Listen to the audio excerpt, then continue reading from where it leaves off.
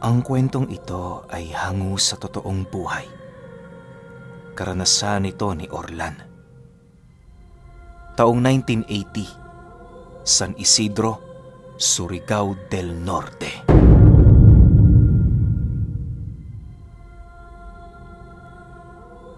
Itong mga panahong ito, kasalukuyang nagdadalang tao ang asawa ni Orlan. Yon ang kanilang pinakaunang supling, kaya na may labis-labis na lamang ang kanilang pag-iingat dito. Habang nagbubuntis noon ang kanyang asawa, naging maayos naman ang lahat. Subalit pagtungtong ng tiyan nito sa 3 buwan, may mga pagkakataong nakakaramdam siya ng kakaiba sa asawa niyang yon. Hindi naman niya yun gaanong pinapansin kasi ang buong akala niya, normal lang yon sa nagdadalang tao. Ngunit nang mapagtanto niyang meron ng nagaganap na hindi tama, doon na siya nag-umpisang maghinala. Yung asawa niya kasi, tuwing hapon nagpupumili talagang pumunta sa nyugan. May dala-dala itong mangkok na siya namang sinasalok nito sa ilalim ng puno. Ayon sa asawa niya, nagsasalok yon ng dagta ng nyog kahit wala naman siyang nakikitang pumapatak. Sa ilang ulit nilang pabalik-balik sa nyugan, doon na siya nagpasya na bumisita sa manggagamot. Yun na lamang ang naisip niyang paraan upang malunasan ang kakaibang karamdaman ng kanyang asawa. Noong una nagmamatigas pa ito pero hindi naglaon na gawa na din niya yung mapapayag. Sa baryo nila, merong isang manggagamot na pinagkakatiwalaan ng karamihan. Halos yun palagi ang kanilang takbuhan sa tuwing meron sa kanilang nabibiktima ng mga nilalang na hindi nakikita.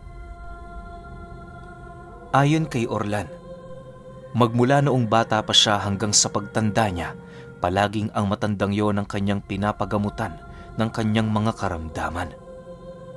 Kahit nga simpleng sinat, dinudulog niya pa rito. Hindi ko napapangalanan ang nasabing manggagamot bilang pagpapakita na rin ng respeto sa namayapang kaluluwa nito.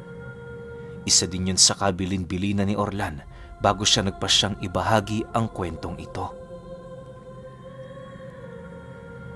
Sa pagdating nila sa bahay ng manggagamot, walang pag-aalinlangan naman sila nitong pinapasok. Habang naglalakad sila patungo sa sala, panay naman ang pagtatanong ng matanda sa kanya kung ilang buwan na ang bata sa tiyan ng kanyang asawa. May iilan din yung detalyeng tinanong sa kanya, kagaya ng kung ano ang kinakain nito, saan niya nagpupunta, at ano ang ginagawa nito sa buong maghapon. Matapos namang marinig ni Orlan ang lahat ng sinabi ng matanda, agad naman niya yung sinagot. Pinili niyang huwag maglihim dito ng kahit na ano, gawa ng alam niya sa kanyang sarili na para din naman yun sa ikagagaling ng kanyang asawa. Nang mapag-alaman naman ng matanda ang kasalukuyang nangyayari sa bahay nila, doon na nito inumpisahan ang panggagamot. Sa unang paghawak nito sa tiyan ng kanyang misis, nakapagtatakang wala namang naramdamang kakaiba ang matanda. Kung hindi pa ito gumamit ng buhay na kataga, hindi pa nito mararamdaman ang presensya ng kakaibang nilalang na nasa sinapupunan ng asawa ni Orlan. Halos inabot din niyo ng ilang oras kakabigkas ng mga buhay na kataga, ngunit matapos ang mga bagay na kanyang ginawa, tila bang bigo pa ring matukoy ng matanda ang eksaktong karamdaman ng kanyang asawa. Alam naman itong may gumagambala doon pero hindi niya alam kung anong uri. Wala naman siya sa lugar para maghinala, lalo pat maraming mga nilalang na hindi nakikita ang nakakarinig at nakakamasid sa mga bagay na kanyang ginagawa. Upang walang matakpang nilalang ang matanda, nagbigay ito ng abiso ukol sa hakbang ng kanyang panggagamot. Ang inilahad ng matanda kay Orlan, aabuti ng ilang araw ang proseso ng gamutan bago niya matukoy ang nilalang.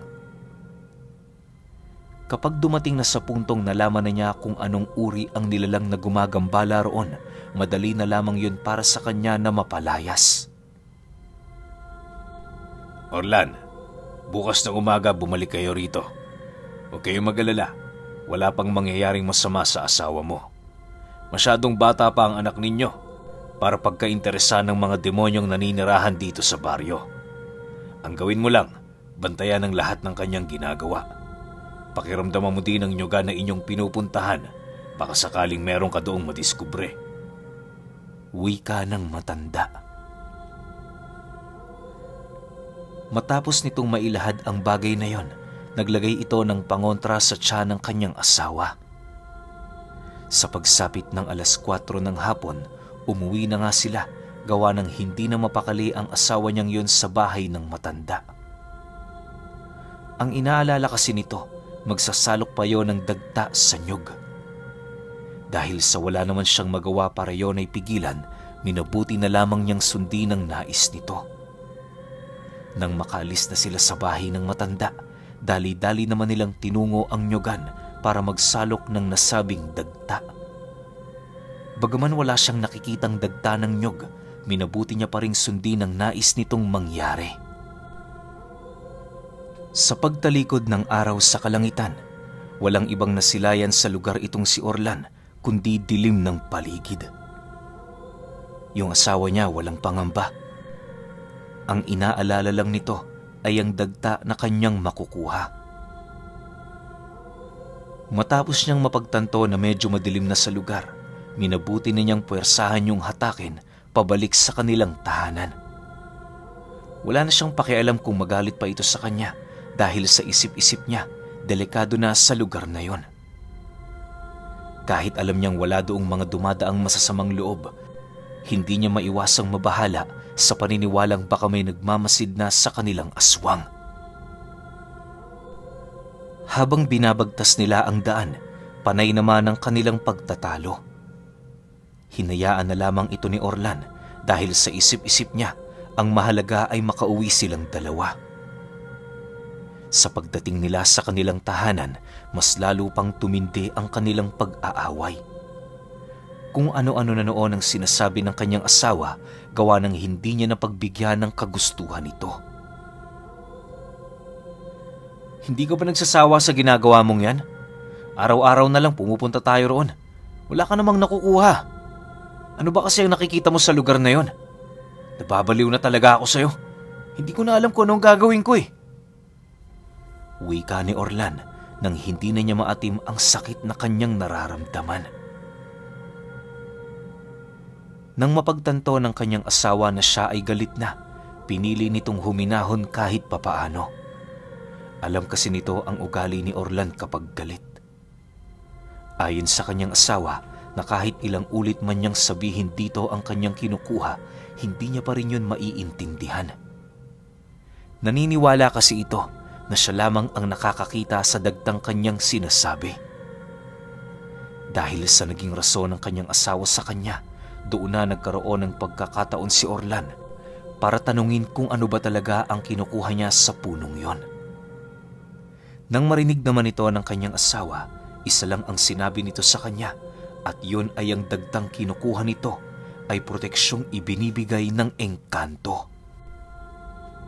Bagaman mahirap paniwalaan, hindi nag-alangan ang kanyang asawa na yun na ipagtapat sa kanya. Dagdag pa nito na noong ipinagbubuntis niya ang anak nila, nagsimula na yung magparamdam. Nangako yun sa kanya na sa pamamagitan ng araw-araw niyang pagkuha ng dagta ng nyog, mapoproteksyonan nito ang kanyang anak na nasa loob ng kanyang sinapupunan. Matapos naman yung marinig ni Orlan, minabuti niyang magsawalang imik. Sa isip-isip niya, ilalahad na lamang niya ang sinabi nito sa albularyo kinaumagahan. Sa paglalim pa ng gabi, habang nagpapahinga silang dalawa, napapansin niyang mayat-maya ang pagdakot ng kanyang asawa sa mangkok. Pag-upo niya sa kinahihigaan nila, bigla naman siya nitong hinawakan sa braso habang pabulong na nagwiwika ng, "Huwag kang matutulog ha. Bantayan mo ko. Malapit na sila. Malapit na sila. Ang mga nilalang na tinutukoy ng kaibigan ko." Matapos siyang mailahad ng kanyang asawa, tila bang may dumaan na kakaibang kilabot sa katawan niya.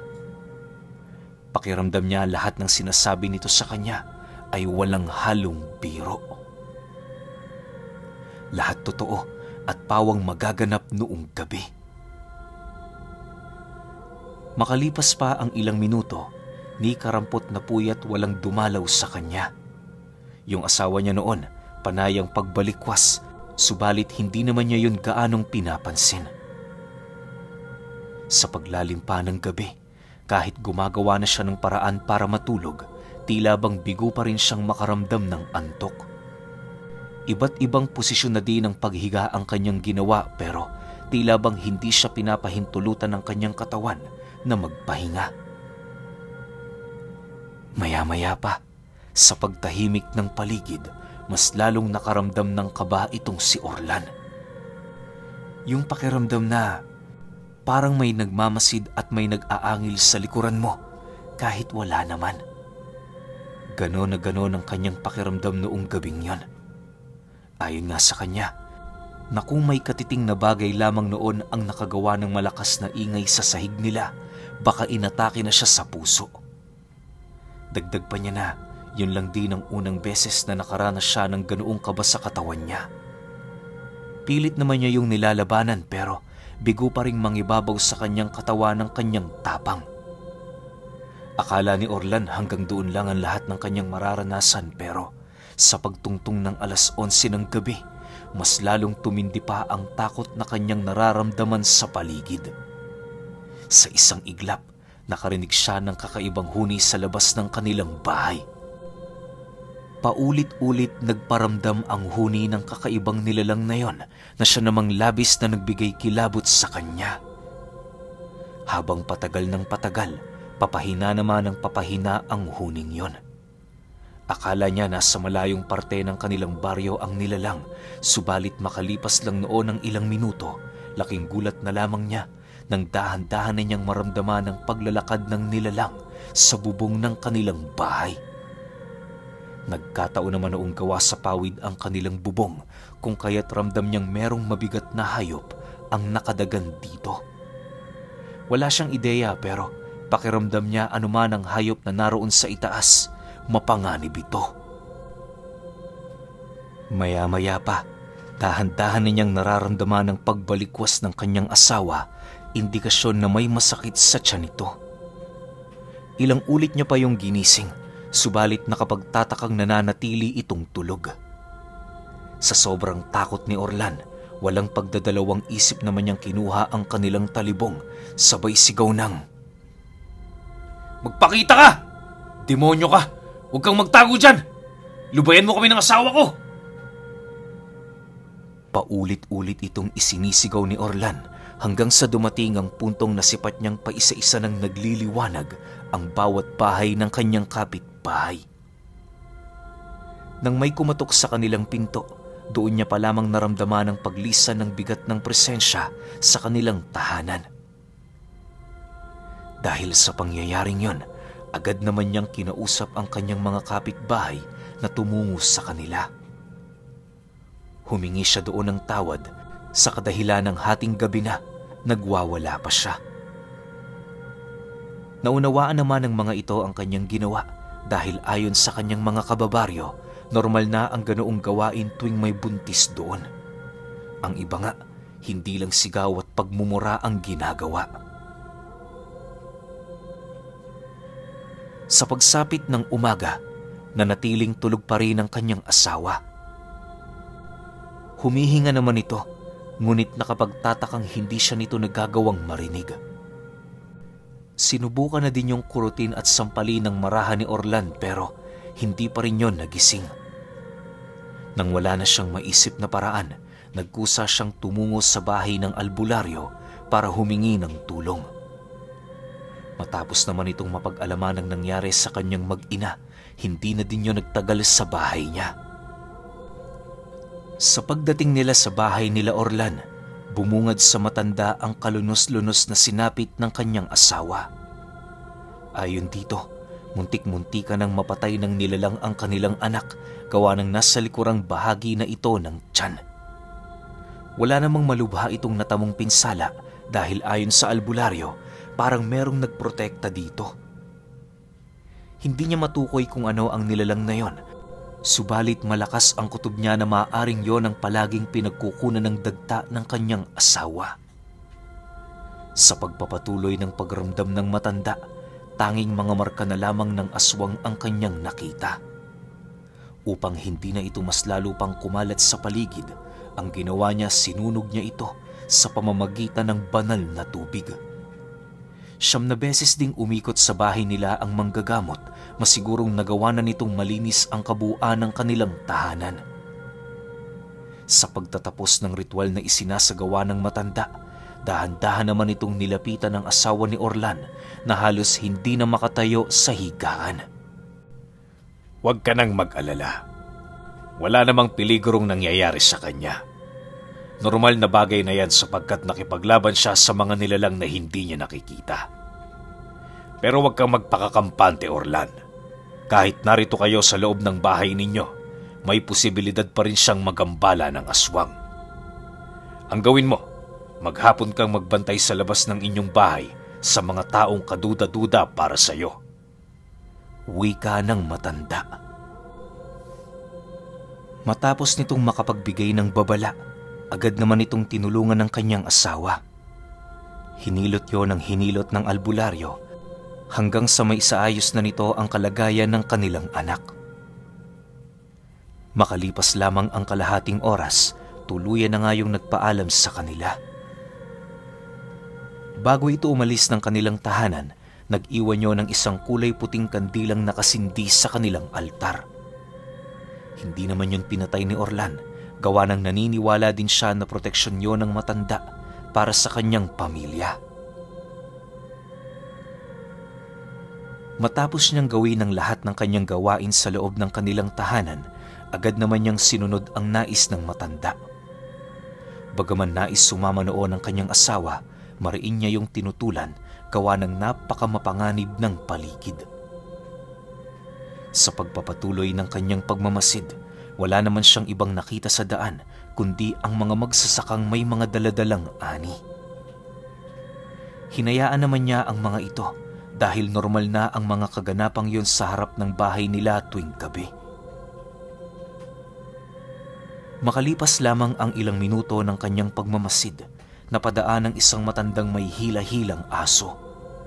Ang paglalakad nito ay pasuray-suray na parabang lango sa alak. Sa unang tingin doon ni Orlan, napagkamalan niya yung ama ng kanyang kaibigan, subalit nang luminaw na sa kanyang mga mata ang hugis ng mukha nito, doon niya napagtantong bago sa kanilang lugar ang matandang yon.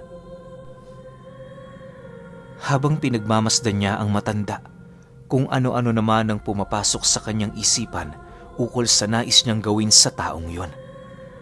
Kesyo may bumubulong sa kanya na patayin ito, pugutan ng ulo, at kung ano-ano pang karumal-dumal na gawain. Dahil sa hindi naman mamamatay tao itong si Orlan, kung kaya't nagpasya siyang kumprontahin na lamang ang matanda. Bago pa man yun makalayo sa kanyang tahanan, nagawa niya na yung matawag. Sa pagtigil ng matanda sa kanyang paglalakad, iritableng tinanong naman ito ni Orlan, "Taga-san ka? Mukha yatang hindi mo alam kung saan ka pupunta. Nais mo bang tulungan na kitang makabalik sa mga kakilala mo, Manong?" Dahil sa kanyang sinabi, tila bang hindi naging maganda ang naidulot nito sa matanda. Pakiramdam ng taong yon, wala na siyang karapatan sa baryo dahil sa mga tanong ni Orlan. Habang nanatili itong walang imik, kung ano-ano naman ang itinanong niya dito, hanggang sa dumating ang puntong hindi na maatim ng matanda ang mga bagay na kanyang sinasabi. Maya-maya pa, seryoso naman yung napatitig sa kanya habang sumasagot ng, "Tumaraan lang ako, iho. Huwag mo akong paghinalaan ng kahit na ano. Baka hindi mo magustuhan ang kaya kong gawin sa'yo. Sige na, umalis ka na rito." Dahil sa sinabi ng matanda, tila bang hindi naman ito nagustuhan ni Orlan.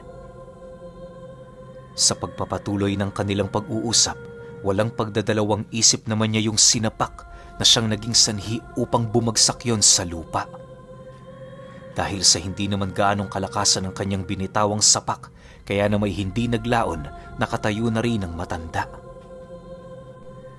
Akala niya gaganti ito sa kanyang ginawa pero marahan lamang yung naglakad papalayo. Kinagabihan noong araw na yon, hindi pa man pumapatak ang 7:00 ng gabi, kung ano-ano ng kaganapan ang nangyayari sa kanilang tahanan.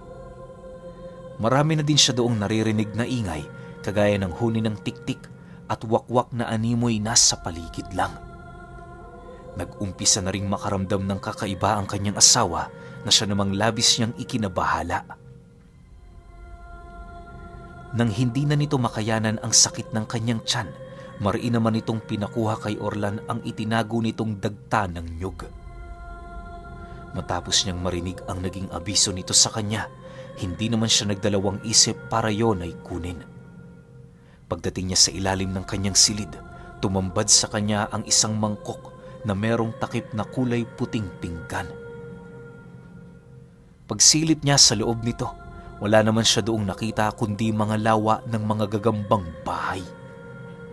Kahit nakakapag-isip na siya ng kakaiba noong mga oras na yon, pinili niya pa ring maniwala sa mga bagay na pinaniniwalaan ng kanyang asawa.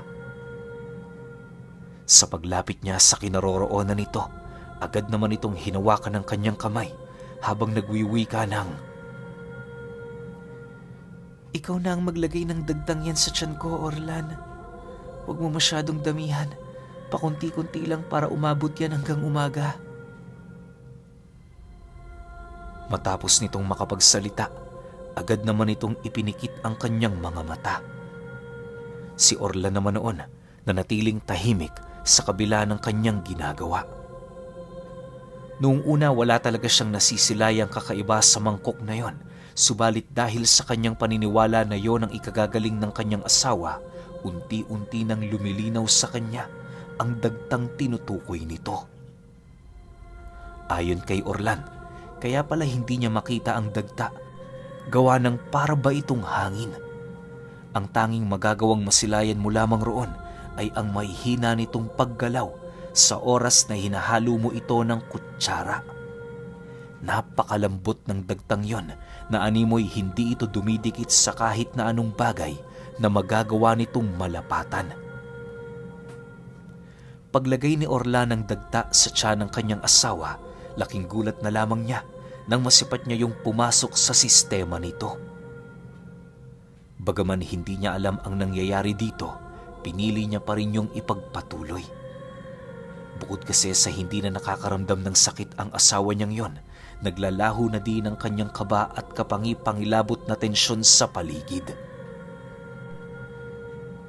Makalipas lamang ang 1 oras na ganon at ganon pa rin ang kanyang ginagawa, napansin niyang wala na nga ang mga nilalang na bumisita sa kanyang tahanan. Magmula noong nadiskubre ni Orlan ang bagay na yon, walang araw na hindi sila tumutungo sa puno ng nyog para humingi ng dagta. Ayon kay Orlan, na sa dinami-rami ng nyog sa lupang yon, iisang nyog lamang ang palagi nilang binibisita ng kanyang asawa. Wala naman siyang ideya sa kung ano ang nyog na yon, subalit iisa lamang ang naiisip niya at yon ay nyog kung saan namamahay ang mga engkantong hindi nakikita. Sa paglipas pa ng ilang buwan, lumaki na nga ng doble ang tiyan ng kanyang asawa.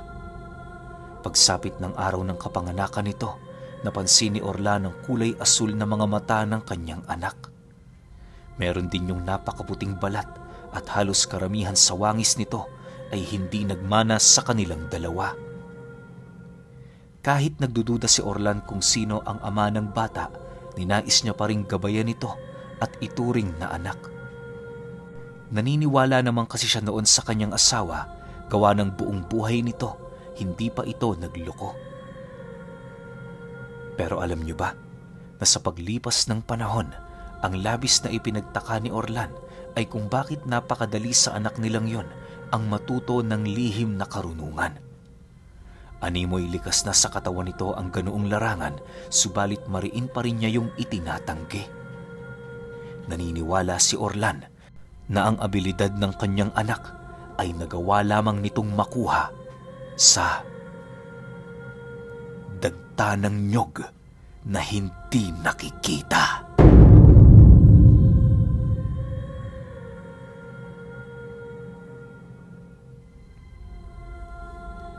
Okay, opinyon ko sa kwento. Siguro hindi naman yun dahil dun sa dagta na hindi nakikita, no? Kasi base sa description ni Orlan sa anak niya, parang anak to ng engkanto.